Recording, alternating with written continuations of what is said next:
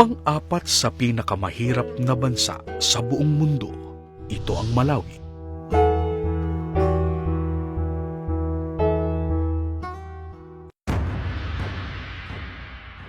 Sa ginawang pag-aaral ng UNICEF, natuklasan na 52% ng populasyon ng Malawi ang nasa tinatawag na below poverty line. Ang katumbas nito, mahigit sa kalahati na 11 na milyong mamamayan dito ang nabubuhay lamang sa 32 sentimong dolyar o 16 na piso kada araw. Ngunit ang lalong masaklap, natuklasan na ang 20% ng mga mamamayan dito ay nagdaranas ng tinatawag na ultra poverty. Ibig sabihin, isa sa bawat 5 Malawians ang nabubuhay lang sa 20 sentimong dolyar kada araw o sa katumbas na halaga nito, 10 piso kada araw. Kaya sa dakong ito ay karaniwan na lang sa mga residente na kumain ng 1 beses sa isang araw.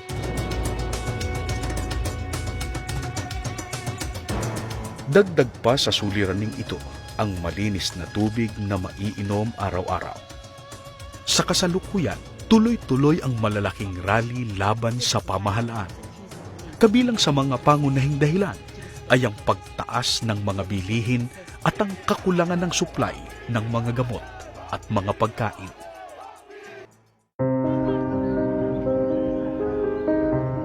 Maging sa mga bansang sakop ng kontinente ng Afrika na itinuturing na papaunlad, hindi maikakaila na marami rin ang naghihirap at totoong nangangailangan.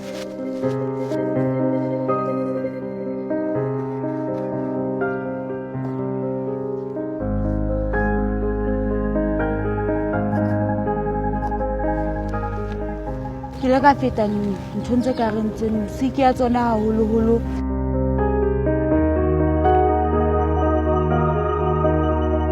o dula ha bohloko kampeng bo ha o ya bo dipatala jalo.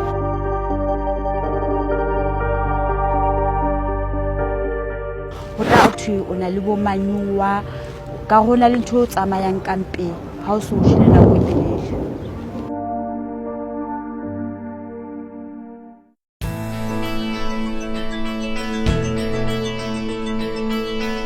Pag-ibig sa kapwa, ito ang nagbubunsod sa mga kaanib sa Iglesia ni Cristo na lingapin ang mga nangangailangan. Saan mang dako sila naroon, anumang lahi ang kinabibilangan. Nito lamang mga nagdaang taon, sa pagkasangkapan ng Diyos sa tagapamahalang pangkalahatan ng Iglesia ni Cristo, ang kapatid na Eduardo V. Manalo, sa pakikipagkaisa ng mga kaanib sa Iglesia na nasa iba't ibang panig ng mundo, ay daan-daang libo na ang napagkalooban ng tulong sa kontinente ng Afrika.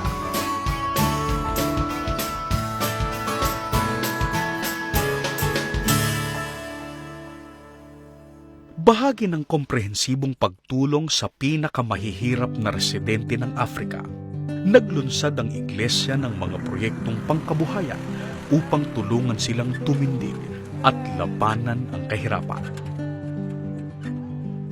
Ang unang livelihood program rito ay ang Eco Farming Project sa Lady Brand sa South Africa. Dito ay nakapagtatag din ng animal farm.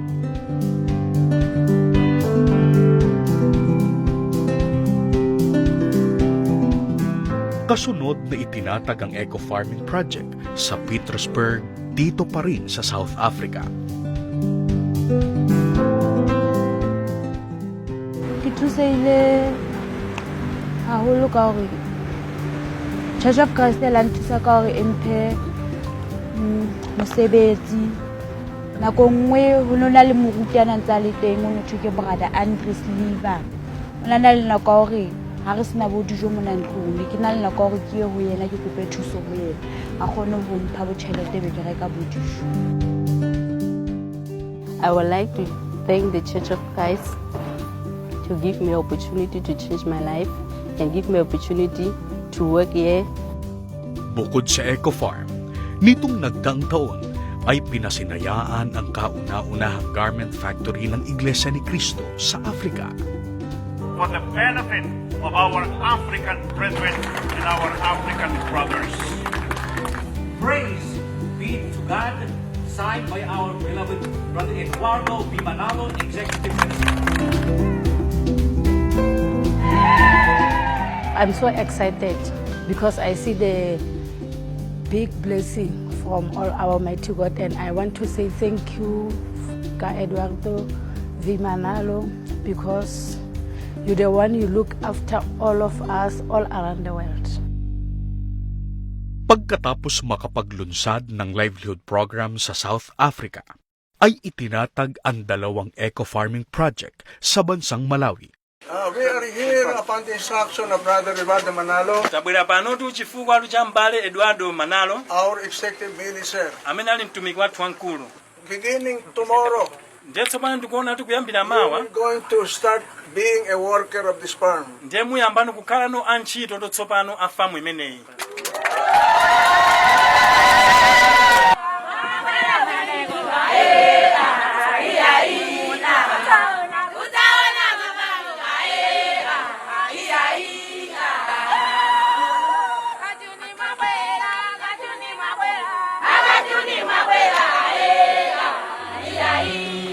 Sa pangunguna ng mga ministro ng Ebanghelyo na nakapagtapos din ng mga kurso sa larangan ng agrikultura, sila na mismo ang nagtuturo at gumagabay sa mga residente kung paano ang tamang paraan ng pagtatanim upang pakinabangan ang kanilang mga lupain.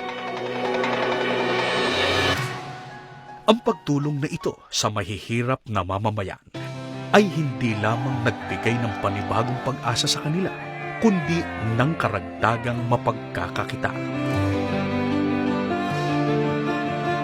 Sa paglipas ng mga taon, ang mga paglingap ng Iglesia ni Cristo sa kapwa-tao ay nakatawag ng pansin sa iba't ibang dako sa Africa.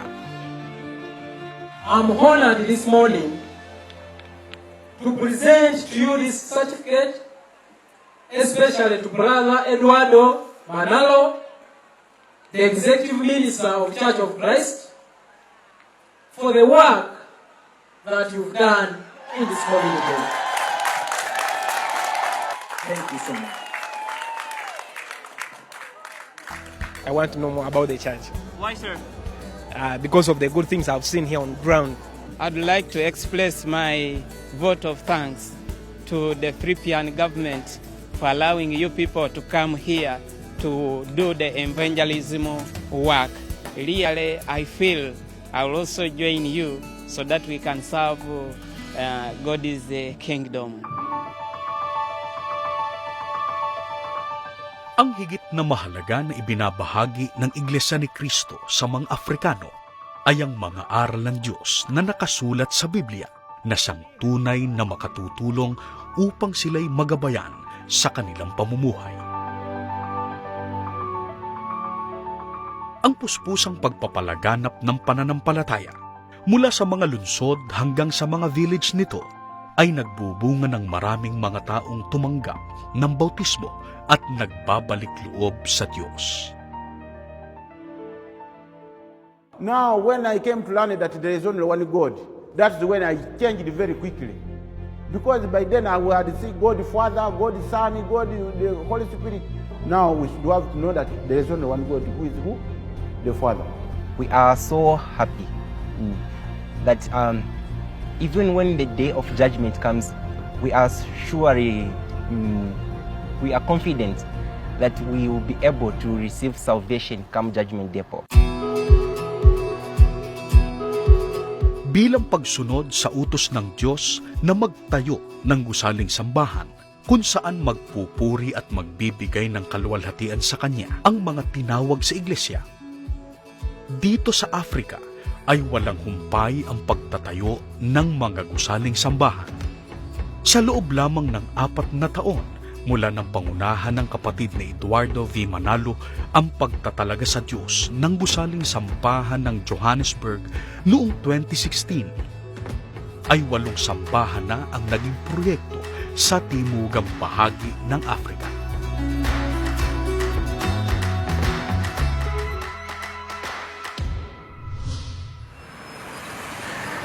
Kahayagan ng puspusang pagtulong sa kapwa, lalo pang pinalawak ng pamamahala ng iglesia ang paglingap sa mga nangangailangan. Bukod sa Africa, ang isa sa mga pinagtutuunan ng pansin ngayon ng iglesia ay ang bansang India, kung saan mahigit 1 bilyong mamamayan ang naninirahan. కోరలు మనవలు వీళ్ళందరూ నేను పోషిస్తున్నాను. మరి ఇంకా నా వయసు తక్కువైపోయింది, ఎటు వెళ్ళలేకపోతున్నాను. వీళ్ళకి పెట్టడానికి నాకు కూడా సాలి వస్తుంది. అంచేత మరి ఇంక అంతకన్నా ఏమీ లేదు. ఇంకా ఆదివారం చేసుకున్న పరిస్థితికి వచ్చింది. Sa hanay ng halos 200 milyong mamamayan sa bansang ito na nasa matinding kahirapan, tinatayang 3,000 mga bata rito ang namamatay sa gutom araw-araw.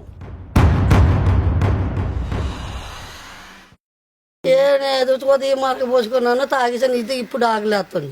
మరి మరక పోసుకుందామంటే మన ఆ ముసలోడు వచ్చిన జాకాలకు ఉండాలి.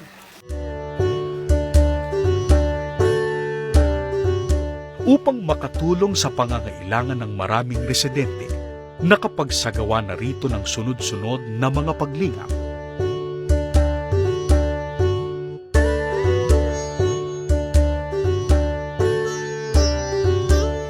పేదలకి అన్ని పంచారు కదండి, అవి తింటూ బాగానే గడిపామండి.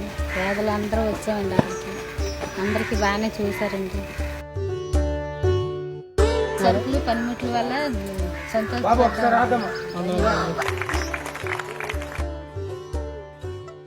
Across the world, even America, even England, in other countries also, regarding any calamities, and they are given a hand to help.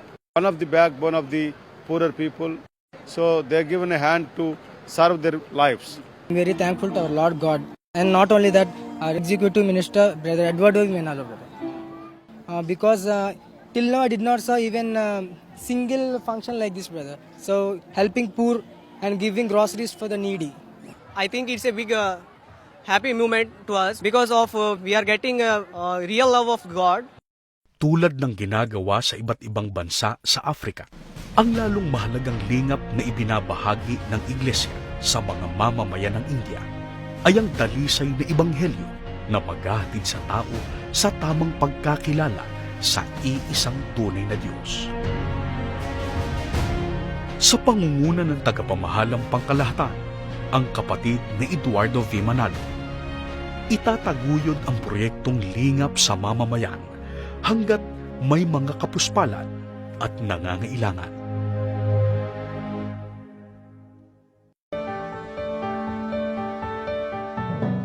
Yayamang ito'y utos ng Diyos na tulungan natin ang ating kapwa sa panahon ng pangangailangan. Nananawagan ng kapatid Eduardo Manalo na halika kayo, tulungan natin ang kapwa-tao. Tayong mga kapatid ay magkaisa. Tulungan natin, lalo na dito sa Africa at sa India. Kaya halika kayo mga kapatid, huwag tayong titigil. Patuloy nating itaguyod ang pagtulong sa kapwa-tao.